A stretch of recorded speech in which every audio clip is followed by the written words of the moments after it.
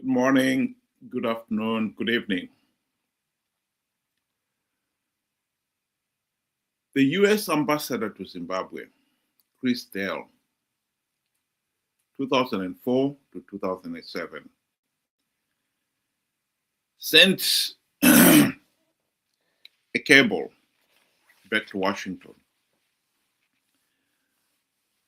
informing his bosses there of what he really thought about Morgan Tsvangirai, this aspiring Zimbabwean opposition leader. And this is what he said. Morgan Tsvangirai is a flawed figure, not readily open to advice, indecisive, and with questionable judgment. He wrote this as a top secret for only his bosses in USA. It wasn't meant for public consumption.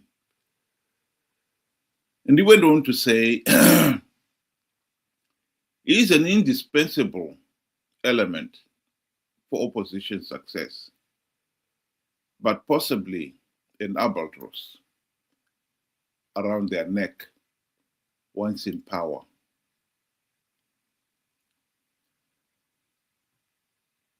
He said this before Tsvangirai got into power.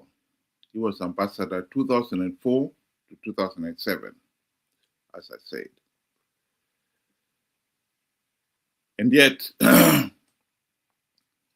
this is exactly what has happened. Morgan Tsvangirai and his opposition MDC leaders have become the albatross, a milestone round the nation's neck, dragging us deeper and deeper into the abyss. This is the tragedy of Zimbabwe. Ben, welcome to the program. Good day to you and good day to our viewers. Thank you for joining us. One thing I would say is Morgan Tsvangirai gave hope to a hopeless nation. But was Ambassador Chris Dell correct? The answer is yes. I think he was very correct because we've got the historical facts there now. Whatever you said came to pass. I mean, we may decide to paint Morgan Tsvangirai a saint, but that I don't he know. was no saint. He was really no saint. I mean, questionable decisions. He did that.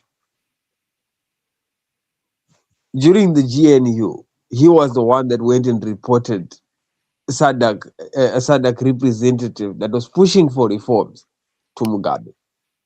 He is the same guy that went against his own party constitution and appointing a third vice president, which now led to this mess that we are in, where the opposition fought amongst themselves, suing each other and so forth, fighting for the party.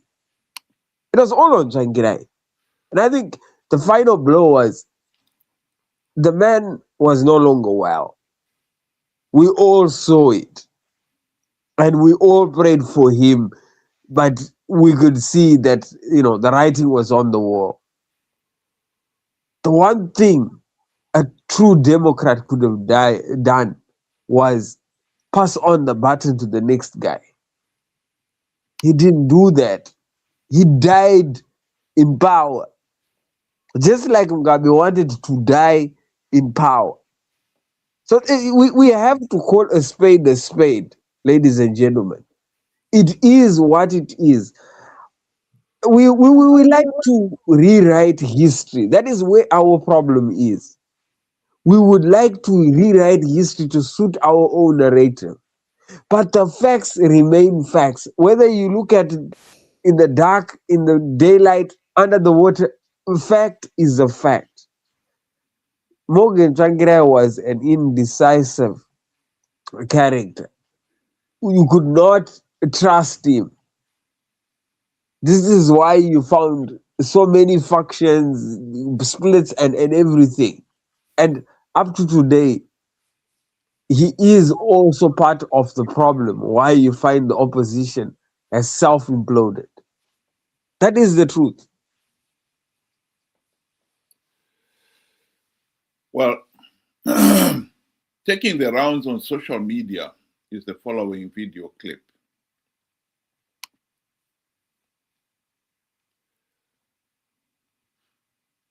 Which Alan came from. I don't even know him. I was the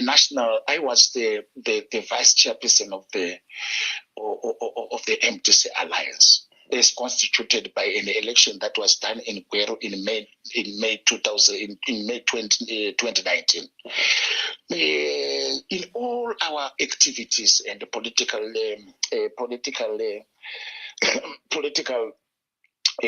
activities as a political party, I have never seen him. I've never come across him.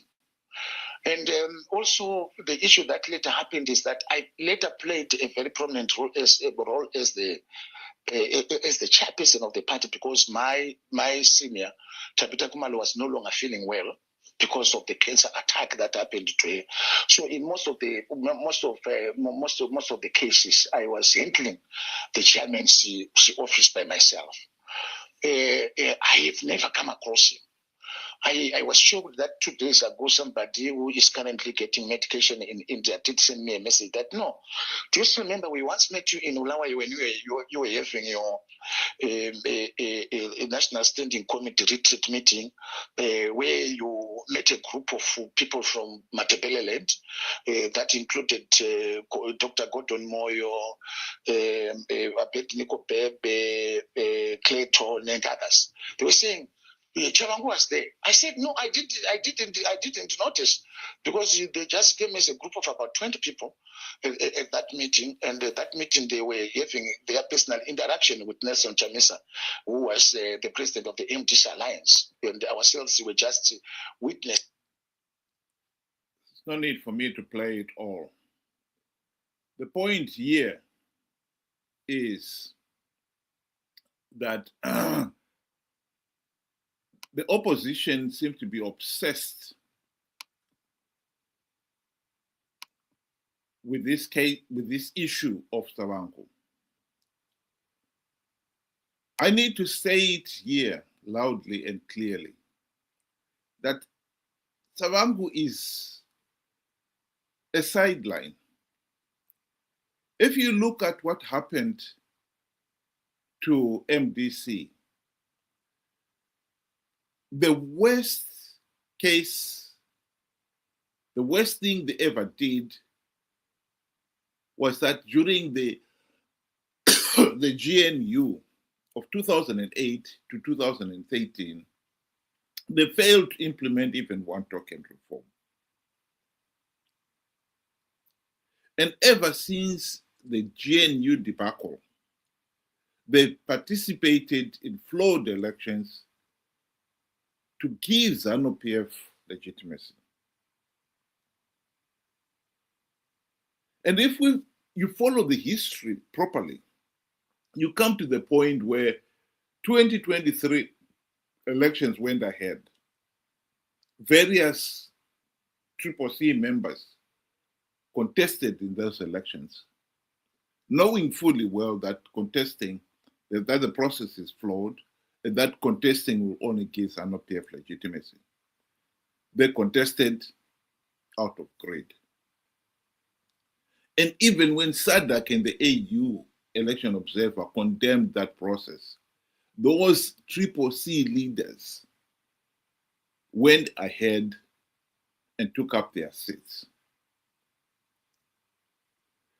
This Sengezo Savangu came onto the scene only after those CCC leaders had taken up their seats, when he started recalling some of them. But by that time, the damage had already been done.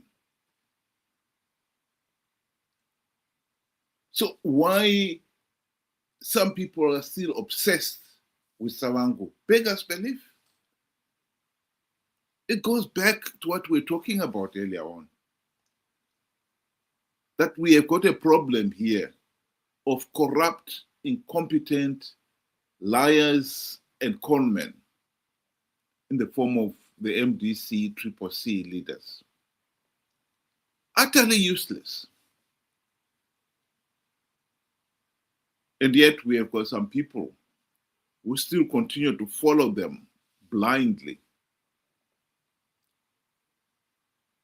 And worse still, the same individuals are now trying to pick Savango, who is an entity. He's of no relevance whatsoever. When you look at the 2 points at which the real damage was done, i.e. failing to implement reforms during the GNU, participating in flawed elections to give ZANU-PF legitimacy, Savango was not there. So why is he becoming important now? We have a problem. We have a problem of poor opposition leadership. And we've got a problem with the electorate themselves, the followers themselves, who, even with the benefit of hindsight, with the benefit of a mountain of information, they still fail to see Nelson Chamisa and company for who they really are. Corrupt, incompetent, liars, and conmen. That is the truth.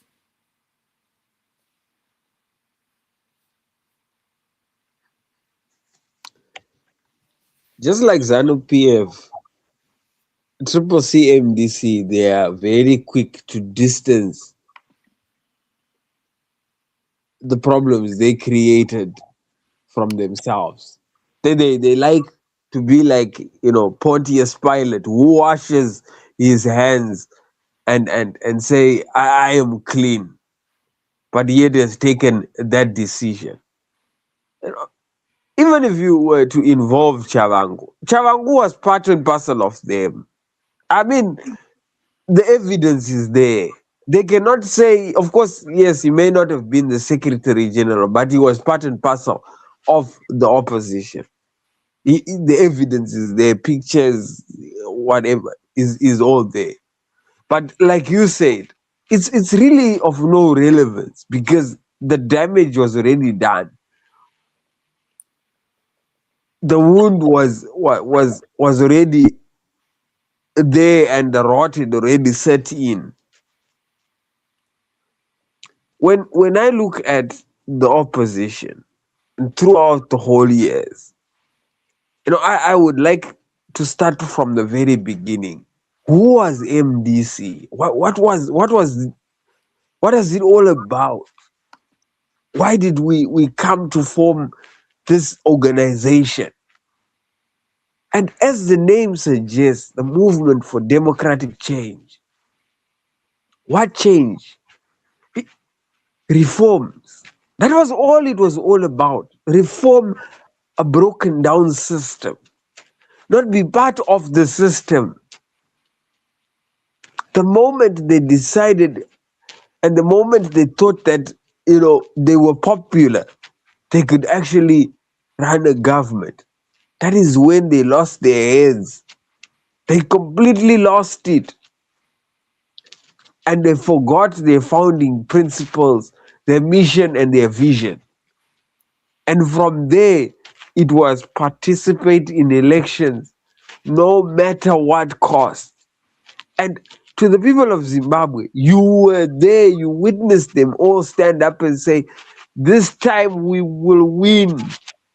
Not only Chamisa, Morgan Tsvangirai did the same thing. Sikala did the same thing. And they knew they were lying. They knew they would never win rigged elections.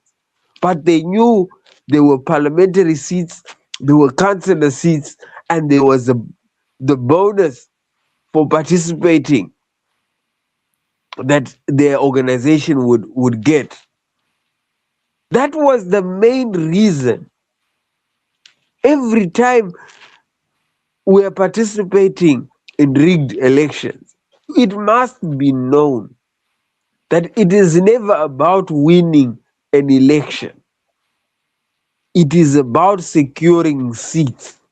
Because we had, Senator Komichi grace us, and he himself actually said, we don't even know how the presidential, ballots are counted and where they are counted. So if you don't know as an organization, how did you expect to win it? But they know where and how councillors and MPs are. That was all that they were in it for. The people of Zimbabwe have been truly, truly slow in catching and figuring out the truth. Up to a point where I am now thinking that they are in self-denial. They just don't want the truth. They know it, but they don't want it.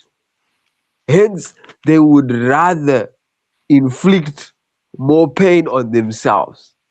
Because our continuous participation in rigged elections will perpetuate our suffering. We will never leave this, our current state, for anything better, as long as we keep doing what we are doing. So I guess now it is a question of, so what next? We have to just accept that we are what we are, and we stay as a failed nation because we have refused treatment. We have refused help at every corner. It's sad. We are at a very lowest point in our history as Zimbabwe, where we find now ZANU-PF, MDC, Triple C, and all other opposition movements are sitting around the table, and poor Zimbabweans are at the bottom or at the floor waiting for the scraps that drop from the master's table. But it is our own doing. It is our own doing because we are failing to accept the truth. We are actually at a state where we want to rewrite history so that we protect the thugs that are at the top. We're in trouble. Well, I'd like to reiterate what I said at the beginning. Ambassador Dell came to the conclusion that Morgan Tsvangirai was a flawed character. And if he should ever get into power, he'll become albatross, a milestone around the nation's neck. He was right. MDC, Triple C did come into power. They were in the GNU. And instead of implementing the reforms to end the dictatorship, they did nothing. And after the GNU, they've been conning people to participate in flawed elections to perpetuate the dictatorship. That is the tragedy of Zimbabwe. And we, the people, even after 25 years of data, seeing the performance of these opposition leaders, the very fact that we still fail to see them for who they really are speaks volumes. Nations get the government they deserve. Like it or not, we Zimbabweans deserve this tyrannical, corrupt, incompetent, and murderous ZANU-PF dictatorship, complete with its equally corrupt, incompetent, and utterly useless MDC, CCC opposition. That is the reality. Think about it. Thank you very much. Have a good evening.